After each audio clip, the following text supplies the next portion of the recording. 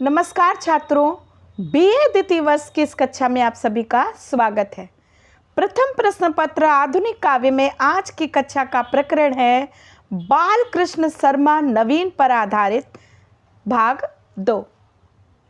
तो इस श्रृंखला के अंतर्गत हम देखेंगे सभी महत्वपूर्ण वस्तुनिष्ठ तथ्य जो परीक्षा में आपसे पूछे जा सकते हैं। तो नवीन जी से संबंधित सभी महत्वपूर्ण तथ्यों को इस कक्षा के माध्यम से हम आप तक पहुंचाने का प्रयास करेंगे। सबसे पहला प्रश्न तो यही पूछा जा सकता है कि बालकृष्ण शर्मा नवीन का जन्म कब और कहाँ हुआ। तो इनका जन्म ग्वालियर राज्य के सुजालपुर परगना के अंतर्गत भयाना नामक ग्राम में 8 दिसंबर सन 1897 को हुआ था। दूसरा प्रश्न, इनके पिता का नाम क्या था। तो इनके पिता का नाम पंडित यमुना दास शर्मा था। बालकृष्ण शर्मा नवीन जो है इनका ये उपनाम कब से पड़ा। तो इस नवीन उपनाम से इनकी कविता हजारी प्रसाद द्विवेदी जी की पत्रिका में प्रकाशित हुई थी। नवीन जी की प्रारंभिक शिक्षा कहाँ हुई थी। तो इनकी प्रारंभिक शिक्षा मध्य प्रदेश के शाहजहाँपुर नामक स्थान पर हुई थी। इन्होंने अपनी हाई स्कूल की परीक्षा कहाँ पास की थी। तो माधव विद्यालय उज्जैन से इन्होंने हाई स्कूल की परीक्षा पास की थी।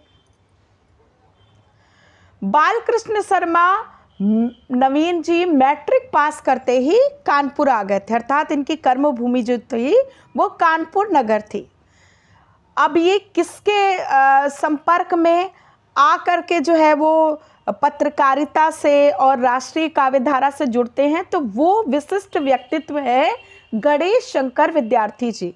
गणेश शंकर विद्यार्थी जी के संपर्क में आकर नवीन जी लखनऊ में कांग्रेस के अधिवेशन में आते हैं और वहाँ पंडित माखनलाल चतुर्वेदी जी, बाबू मैथिली शरण गुप्ता आदि विशिष्ट व्यक्तियों से भेंट करते हैं और इन विशिष्ट व्यक्तियों के व्यक्तित्व का प्रभाव इन पर पड़ जाता है और वो भी राष्ट्रीय स्वतंत्रता आंदोलन में सम्मिलित हो जाते हैं। बीए द्वितीय वर्ष में जब नवीन जी अध्ययन कर रहे थे कॉलेज में, उसी समय महात्मा गांधी जी ने असहयोग आंदोलन आरंभ किया और महात्मा गांधी के आह्वान पर ये कॉलेज छोड़ करके असहयोग आंदोलन अर्थात स्वतंत्रता आंदोलन में कूद पड़े। तो नवीन जी पढ़ाई को छोड़ करके सहयोग आंदोलन में सम्मिलित हुए थे।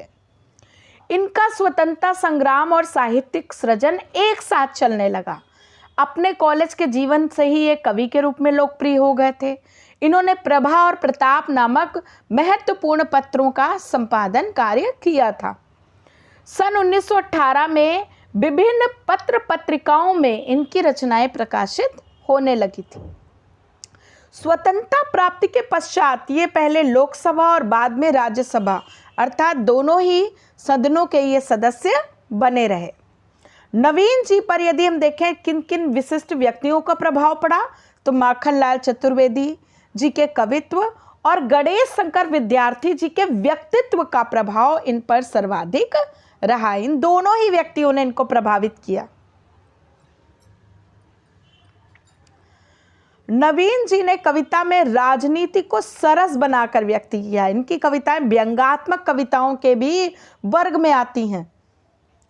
इनकी कविता में राष्ट्रीयता का प्रांजल भाव विद्यमान है। यदि इनकी कविता का मूल स्वर पूछा जाए तो ये राष्ट्रीय सांस्कृतिक भावधारा इनकी कविता में बिखरी पड़ी है, तो राष्ट्रीयता का प्रांजल भाव विद्यमान है।